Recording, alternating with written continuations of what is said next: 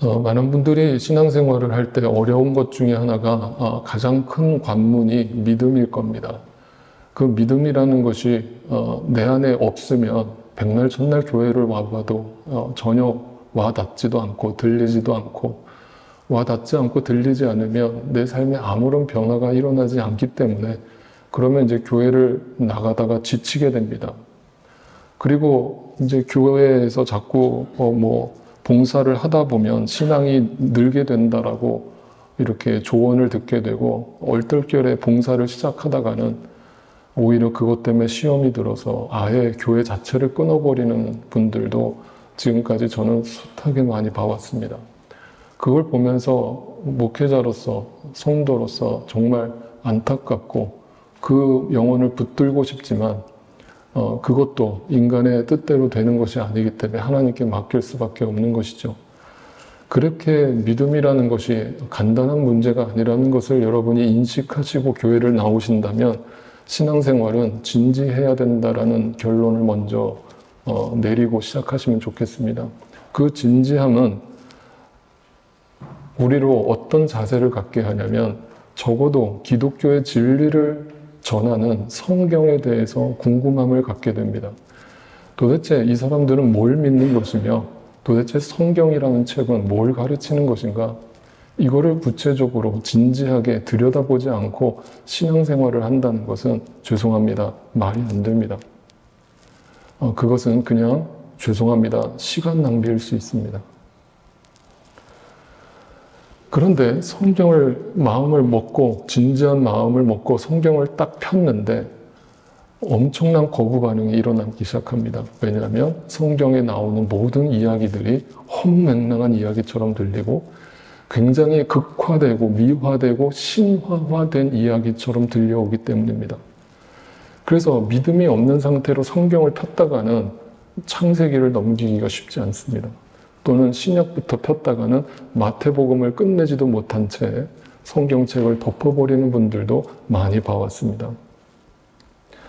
그런데 저는 이렇게 말씀을 드려요. 제가 목회자라서가 아니라 성경을 접할 때 여러분 이렇게 생각하십시오. 성경은요, 절대 미화되거나 과장되거나 신화로 된 것이 아니라 성경은 너무나 진실하고 때로는 너무 솔직합니다. 그 너무 솔직한 성경을 펼 때 여러분이 두려워하실 것은 뭐냐면 나의 민낯을 보게 됩니다. 그래서 흔히 성경을 우리는 이렇게 비유하기도 합니다. 성경은 내 마음을 비추는 거울이다. 그래서 성경에 나오는 모든 이야기는 남의 이야기가 아니라, 남의 역사 이야기가 아니라 내가 왜 이스라엘 역사 이야기를 공부해야 됩니까? 그게 아니라 전부 다 내 이야기를 하고 있는 겁니다. 그걸 보기 시작하면 성경이 드디어 보이기 시작합니다. 들리기 시작합니다. 그리고 그게 들리기 시작하면 기억하세요. 계속 들어야 됩니다. 계속 봐야 합니다. 그게 경건 생활입니다. 보다 안 보다 하면 절대 믿음이 성장하지 않습니다. 믿음은 들음에서 납니다. 여러분이 꾸준하게 그 말씀을 듣지 않고 묵상하지 않는다면 절대 그 믿음이 성장하지 않습니다. 여러분, 오늘 대표적인 이야기가 등장합니다. 처녀가 잉태했다라고 하는 그 수태고지를 하는 가브리엘 천사의 이야기입니다. 많은 분들이 목사님, 저는 이걸 어떻게 믿어야 됩니까? 나는 내 상식으로는 도저히 믿어지지가 않아요. 어떻게 결혼도 안 한 여자가 임신을 합니까? 이게 어떻게 가능합니까? 라는 그 질문 앞에 성경책을 덮어버립니다. 그런데 다시 말씀드리지만 그 믿음이 들어오고 나서 성경을 들여다보면 이 사람들은 처음부터 그 상황을 아멘하고 받아들이는 게 아니라 그 모든 성경에 나오는 모든 사람들도 다 여러분과 똑같이 이걸 어떻게 믿어요? 이걸 어떻게 나한테 믿으라고 나한테 던져놓으시는 거예요? 하나님, 이건 내 상식으로는 이해가 안 가요. 내 머리로 이해를 시켜놓고 믿으라고 하셔야죠. 근데 여러분만 그런 게 아니라 성경에 나오는 모든 사람들이 다 똑같은 반응을 했습니다. 얼마나 솔직하게 그걸 다 적어놨는지 모릅니다. 다 안 믿는 거예요. 여러분, 그래서 성경에 나오는 우리가 흔히 믿음의 사람들이라고 부르는 사람들은 절대 위인이 아닙니다. 제가 지난주 말씀드린 것처럼 그들에게 대단한 믿음이 있었거나 대단한 열심이 있어서 믿어진 게 아닙니다. 하나님의 은혜입니다. 믿어진 겁니다. 근데 처음부터 믿지 않았습니다. 안 믿어졌습니다. 근데 중요한 게 있습니다. 그들은 적어도 믿는 척하지 않았습니다. 안 믿어지는 거를 안 믿어진다고 솔직하게 얘기했습니다. 하나님, 안 믿어져요.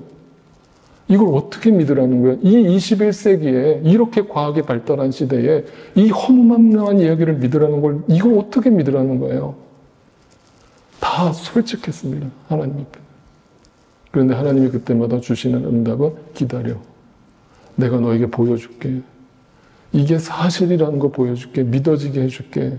그러니까 따라와. 이게 하나님의 초대였어요. 그래서 성경을 접할 때 우리가 가장 먼저 인식해야 될 것은 하나님의 생각과 나의 생각이 절대 같지 않다라는 결론을 가지고 시작해야 됩니다. 이사야 55장 말씀을 보면 이렇게 나와 있습니다. 나의 생각은 너희의 생각과 다르며 너희의 길은 나의 길과 다르다. 주님께서 하신 말씀이다. 하늘이 땅보다 높듯이 나의 길은 너희의 길보다 높으며 나의 생각은 너희의 생각보다 높다. 여기서 하늘과 땅 차이라고 말씀하신 그 비유를 생각해 보십시오. 영어로 보면 이것은 earth라고 되어 있는데 여러분 우리가 살고 있는 이 earth, 땅이라고 예정을 해봅시다.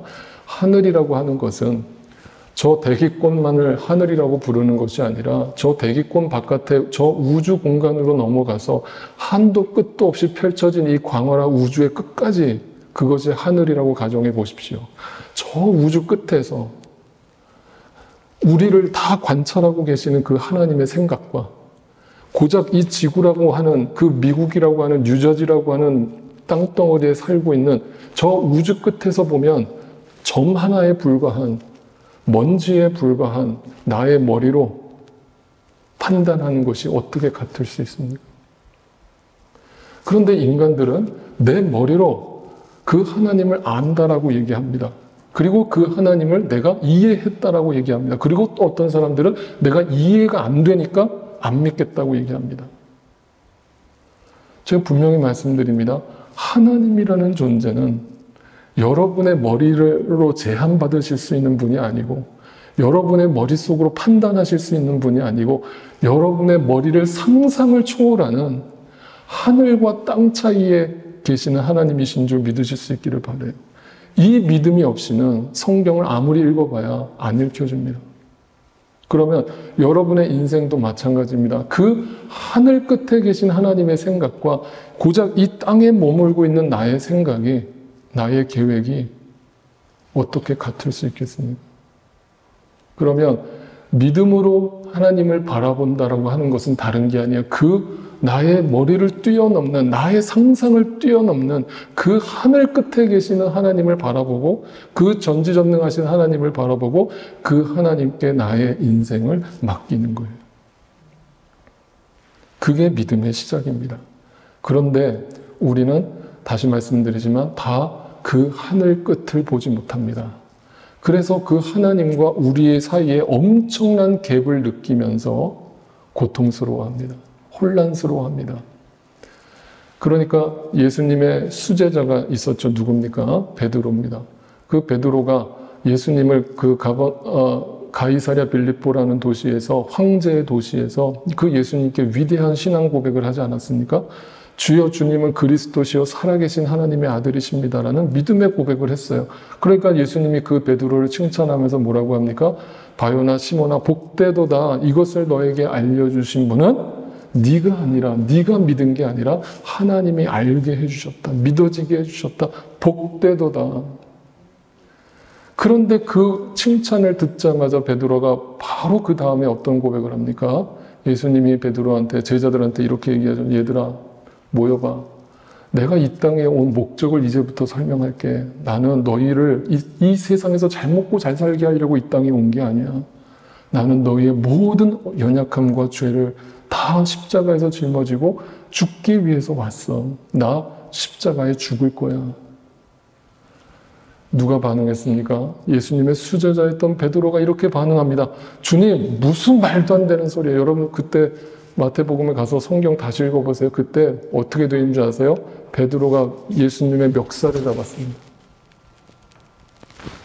여러분 명색이 스승과 제자 사이 아닙니까? 제자가 스승의 멱살을 잡는 게 가당키나 합니까? 베드로가 얼마나 화가 났는지 스승이고 뭐고 멱살을 쥐어잡았습니다. 왜냐하면 예수님이 자기보다 나이가 훨씬 어렸거든요. 야, 예수, 이게 스승으로 우리가 섬겨줬더니 얘 정신 못 차리네? 야, 정신 차려. 무슨 소리야, 죽는다니? 야, 그럼 우리는 어떡하고? 우리가 3년 동안 다 버리고 너만 바라보고 쫓았는데, 네가 이스라엘의 왕 되는 거 보고 죽으려고 내가 너를 쫓았는데, 죽는다니. 안 돼. 절대 그런 일은 벌어지면 안 돼. 라면서 예수의 멱살을 잡았습니다. 예수님이 바로 그 즉시로 베드로에게 고백합니다. 뭡니까? 사탄아, 내 뒤로 물러가라. 충격적이죠. 사람에게 사탄이라는 말을 하는 게 쉽습니까? 근데 예수님의 입에서 나온 말이에요. 가장 아끼고 사랑하는 제자였던 베드로에게 사탄아, 내 뒤로 물러가라. 너는 사람의 일만 생각하고 땅의 일만 생각하고 하늘의 일을 생각하지 않는구나. 믿음이 없구나. 오해하지 마십시오. 사탄은 뿔 달리고 무섭게 우리를 두렵게 하는 그런 존재가 아닙니다. 사탄은, 성경에 나오는 사탄은 하나님을 믿지 못하게 하는 존재입니다. 하나님을 바라보지 못하게 하고 우리에게 땅만 바라보게 하는 존재가 사탄입니다. 그 사탄의 순식간에 사로잡힌 베드로는 하나님을 믿음으로 바라본 게 아니라 땅의 것만 생각했습니다. 믿음이 없음이 고발되고 노출됩니다. 여러분 지금도 로마 캐톨릭에서는 베드로를 초대 교부로 여기지 않습니까? 초대 교황으로 여깁니다. 그런데 성경에서 등장하는 베드로의 이런 모습에 당혹스럽습니다. 초대 교황이 사탄이라는 소리를 들었던 것을 알고 있다면 얼마나 충격이겠습니까? 그러면 성경이 왜 이것을 감추지 않고 우리에게 그대로 다 노출시켰습니까? 우리가 다 베드로라는 거예요. 우리가 다 이 믿음 없음에서 시작했다는 거예요. 우리가 다 사탄에게 사로잡혀서 땅만 바라보는 존재로 시작했다는 거예요. 안 믿어지는 거예요. 베드로가 전부가 아닙니다. 제가 말씀드렸죠? 성경의 모든 사람들이 믿음 없음에서 출발했다고 그랬습니다. 자, 우리가 흔히 믿음의 조상이라고 부르는 아브라함의 이야기도 들여다봅시다. 아브라함은 처음부터 대단한 믿음의 소유자였습니까? 아니었습니다. 아브라함이 얼마나 믿음이 없었는가를 제가 여러분께 여실히 보여드릴까요? 창세기에서 하나님이 아브라함에게 야 아브라함아, 내가 너에게 곧 아들을 줄 거야. 약속의 아들을 줄 거다. 그 얘기를 듣자마자 아브라함이 이렇게 반응합니다. 아브라함은 얼굴을 땅에 대고, 차마 얼굴을 들고 하나님 앞에서 면전에서 웃을 수는 없으니까 얼굴을 땅에 대고 엎드려서 웃었습니다. 이 웃었다는 건 즐거워서 웃은 것입니까? 아닙니다. 비웃은 거예요. 누가? 인간이 저 하늘 끝에 계신 하나님을 비웃은 거예요. 하나님, 말이 됩니까? 내가 나이가 몇 살인데, 내 와이프가 나이가 몇 살인데, 이미 태가 끊어진 지가 오래됐는데, 이게 무슨 허무맹랑한 소리입니까? 라면서 하나님 앞에서 비웃었어요. 이게 실수입니까? 믿음 없음입니까? 믿음 없는 거예요. 예수님이 만약에 이 구약시대에 살아계셨다면 아브라함에게도 똑같이 얘기하셨을 겁니다. 사탄아, 내 뒤로 물러가라. 너는 사람의 일만 생각하고 하나님의 일을 생각하지 않는구나. 아브라함만 그랬겠습니까? 사라도 마찬가지였습니다. 사라도 똑같이 반응합니다. 사라는 나는 기력이 다 쇠진하였고 나의 남편도 늙었는데 어찌 나에게 그런 즐거운 일이 있으랴. 자, 그가 고백하는 얘기가 틀린 말입니까? 맞는 얘기입니까? 맞는 얘기죠. 하나도 틀린 말 없잖아요. 정확하게 현실적으로 얘기한 거잖아요. 내 현실을 얘기한 거잖아요. 근데 그게 믿음 없음이에요. 여러분 잘 생각해 보세요. 일주일 동안 내가 어떤 말들을 뱉으며 살았는지, 내 주변 사람에게, 내 가족에게 어떤 말을 뱉으며 살았는지 곰곰이 떠올려 보세요. 그 믿음 없음을 주님 앞에서 발각되어야만, 믿는 척하지 말고 믿음 없음이 들통나야만 진짜 믿음이 들어갑니다. 주님, 지난주 귀신 들린 아이를 고쳐달라고 주님 앞에 하소연하던 그 아버지의 고백처럼, 주님, 나는 믿어요. 나에게 믿음이 없음을. 나는 확실히 나에게 믿음이 없음을 믿어요. 그러니까 나에게 긍휼과 자비를 베풀어 주세요. 주님의 은혜가 아니면 나는 설 수 없어요. 그 은혜를 알게 된 사람이 믿음의 사람이라고 고백합니다. 오늘 본문에서 천사가 처녀 마리아에게 나타났습니다. 그리고 그 처녀에게 이렇게 얘기합니다. 천사가 안으로 들어가서 마리아에게 말하였다. 기뻐하라. 마리아야, 기뻐하라. 행복해해라.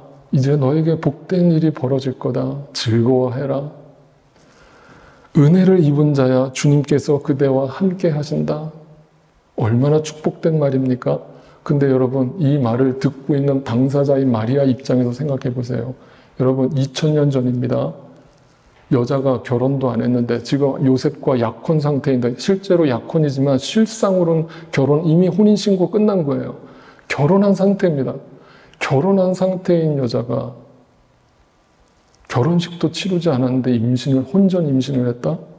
2000년 전에는 돌에 맞아 죽는 겁니다. 그 즉시로 그게 발각되자마자 돌에 맞아 죽는 겁니다.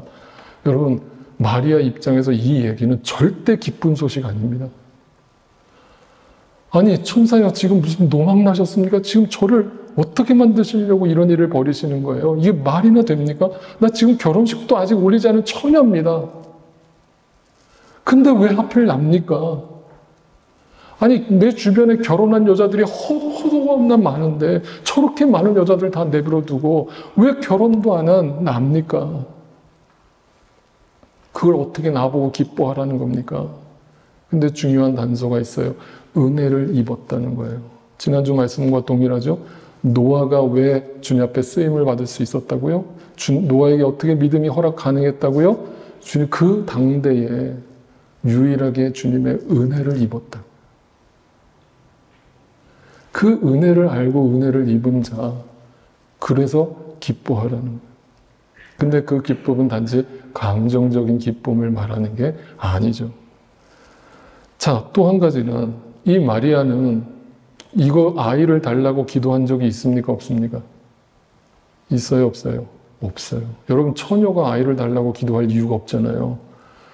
마리아는 앞에 엘리사벳처럼, 엘리사벳은, 사가랴와 엘리사벳은 적어도 하나님 앞에 성소에 들어가서 기도했잖아요.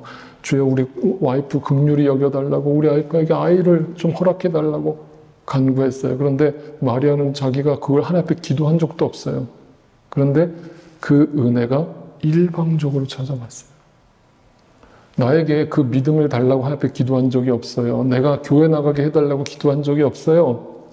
하나님이 일방적으로 나에게 찾아오셔서 그 믿음을 주셨어요. 그래서 오늘 내가 여기 있어요. 이게 우연이에요? 마리아는 그 순간에 겁났지만, 두려웠지만, 그래서 그가 인간적으로 어떻게 고백합니까? 바로 즉시로 천사여, 나에게 벌어질 일을 내가 믿어요 라면서 내가 그 예수를 잉태하겠습니다 라고 즉시로 응답했습니까? 그렇지 않았어요. 뭐라고 응답했습니까? 마리아가 천사에게 말하였다. 나는 남자를 알지 못하는데 어떻게 이런 일이 일어납니까? 이건 뭐예요? 믿음 없음이죠. 비웃음이죠. 말이 됩니까? 이게 상식적으로 말이 됩니까? 내 머리로 이해가 안 돼요. 납득이 안 됩니다. 하나님, 나를 설득시키고 나에게 믿음을 주시든가 말든가 하세요. 안 믿어집니다. 가브리엘이 길게 얘기 안 합니다. 천사가 딱 한마디 합니다. 하나님께는 불가능한 일이 없다. 왜? 하나님의 생각과 나의 생각은 다르며 하나님의 생각과 나의 생각은 하늘과 땅 차이이기 때문에 이게 믿어지지 않으면 성경은 다 소설이고 성경은 다 신화고 성경은 다 남의 이야기가 돼버리고 맙니다. 이게 믿어지면 그 하나님 앞에 겸손하게 엎드려서 말씀을 경청하고 그 말씀을 묵상하고 그 말씀이 믿어지게 해주시기를 간구함으로 내 안에서 하나님께서 역사하시는 하나님의 은혜를 경험하고 나서야 비로소 내 신앙생활에 변화가 일어납니다. 제가 분명히 말씀드립니다. 변화가 일어납니다. 자세가 달라집니다. 교회를 바라보는 시선도 달라지고 여러분의 신앙생활을 바라보는 시선이 달라집니다. 더 이상 사람에게 집중하지 않고 교회를 다니는 것도 사람 때문에 다니는 게 아니라 사람 때문에 시험 드는 게 아니라 하나님을 바라봅니다. 다시 말씀드립니다. 여러분, 저는 부족한 종입니다. 부족한 사람입니다. 허물 많은 사람입니다. 절대 저를 바라보고 시험 들지 마세요. 저를 바라보고 은혜를 기대하지 마세요. 제 뒤에 계신 하나님을 바라보세요. 그리고 예수님이 베드로에게 사탄아 내 뒤로 물러가라 했던 것처럼 예수님을 앞세우세요. 예수님을 여러분의 삶에 리더로 세우세요. 주인으로 세우세요. 왕으로 세우세요. 그럴 때 여러분에게 그 믿음이 온전한 믿음으로 자리 잡게 될 줄로 믿습니다. 그래서 믿음은 마리아 입장에서 생각해 보세요. 얼마나 불편한 상황입니까? 자기가 이것을 받아들이는 순간 돌에 맞아 죽을 수도 있는 절체절명의 위기 상황으로 하나님이 사지로 몰아넣었습니다. 웬만한 사람이었으면 도망쳤을 거예요. 그런데 하나님이 마리아에게 믿음을 주시자 마리아가 그걸 순응하는데 이것은 우리에게 어떤 메시지를 던져주냐면 믿는다는 건 다 좋은 게 아닙니다. 믿는다는 건 나에게 절대 유익한 일이 아닙니다. 빌립보서에 봅시다. 이런 얘기를 합니다. 하나님께서는 여러분에게 그리스도를 위한 특권, 즉 그리스도를 믿는 것뿐만 아니라 또한 그리스도를 위하여 뭘 주셨어요? 고난받는 특권을 주셨어요. 그러면 이제부터 마리아의 인생에서 뭐가 달라지는가? 예수님을 믿게 되는 순간, 하나님을 믿게 되는 순간부터 내 인생이 승승장구하고 형통한, 만사형통한 복을 받는 게 아닙니다. 예수를 믿는 순간, 예수 믿기 전에는 굳이 겪지 않아도 될 고난과 어려움과 핍박과 환난을 오히려 더 겪게 되는 겁니다. 마리아는 더 불편한 상황으로 떨어졌지만, 죽을 수도 있는 고비에 떨어졌지만 그 상황을 하나님의 은혜로 받아들였습니다. 더 이상 나의 복을 위해서 하나님께 매달려서 사는 게 아니라 주님의 뜻을 위해서 살아가는 존재가 되었습니다. 이게 믿음입니다.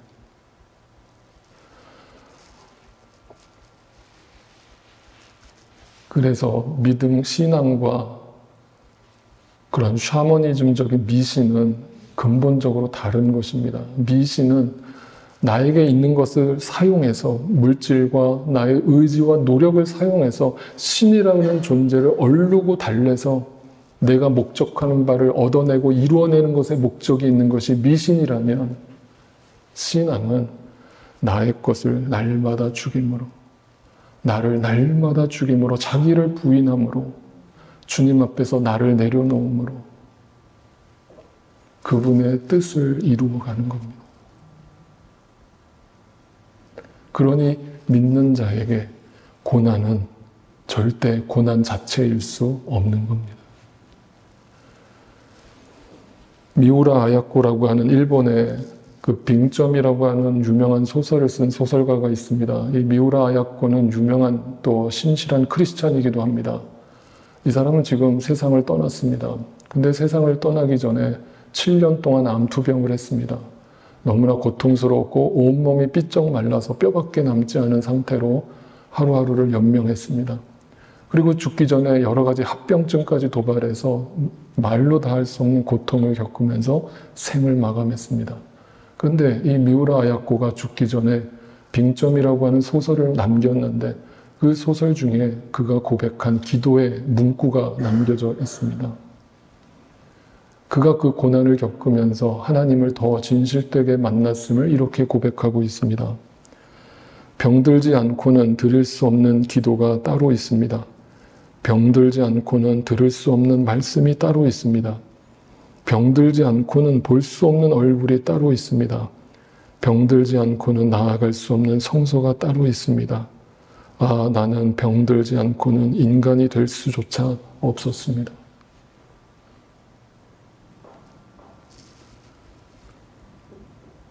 그 극심한 고난 속에서 웬만한 사람이라면 자기 인생을 저주하고 죽을 법도 한데 미우라 아야코는 자기에게 주어진 그 믿음을 축복으로 여기고 그 믿음의 고백을 하고 주님 앞에 더 신실하게 더 가까이 주님께 나아갔습니다. 환경과 조건이 그의 신앙을 흔들 수 없었습니다.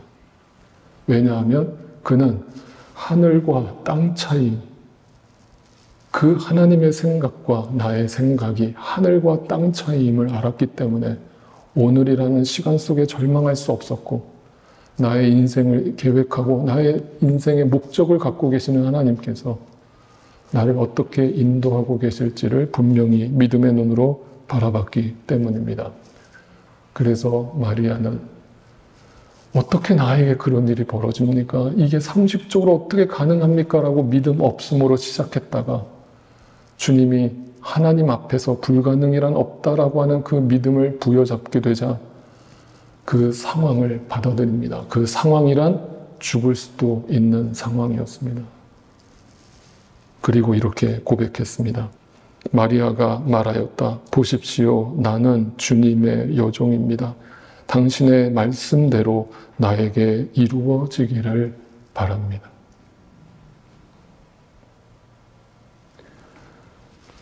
오늘은 추수감사주일입니다.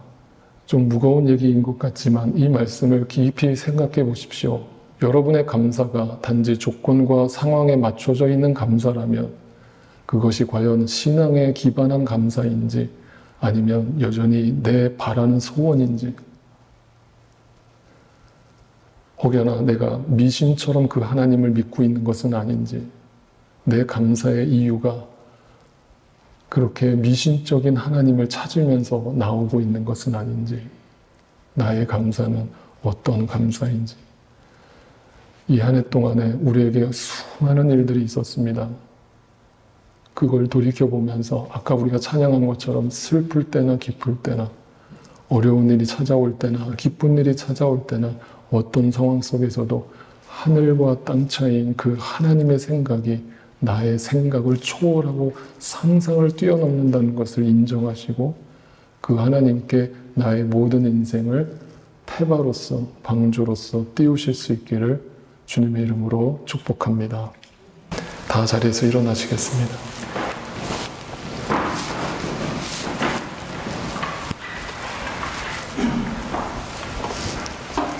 말씀을 준비하면서 이 찬양이 계속 마음에 읊조려졌습니다. 여러분과 함께 고백하면서 이 감사주의를 주님께 진정으로 감사할 수 있는 우리 모두가 되기를 소망합니다.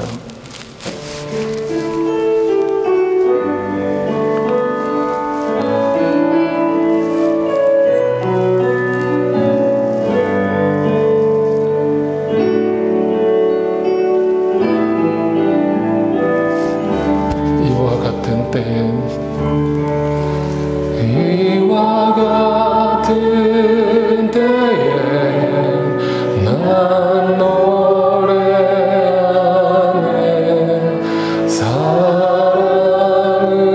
노래하네 주님께 이와 같은 때에 손 높이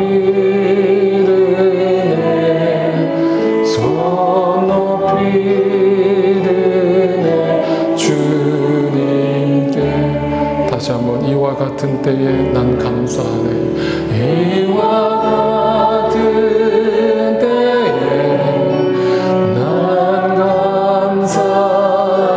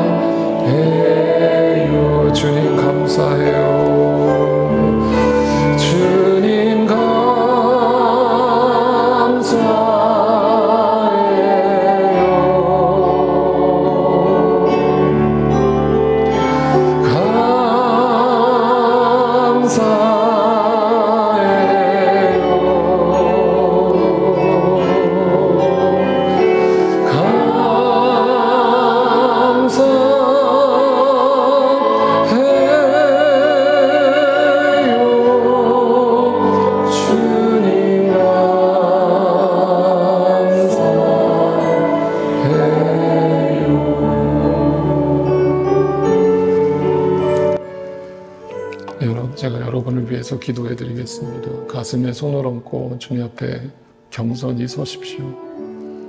사랑의 주님, 우리가 주님 앞에 믿음 없는 존재임을 다시 한번 확인시켜 주셔서 감사합니다.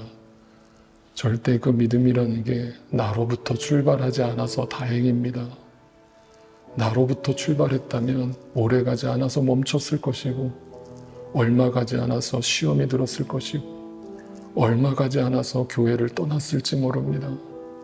그러나 어느 날 선물처럼 일방적으로 나에게 주어진 이 믿음이 주어지는 이후로부터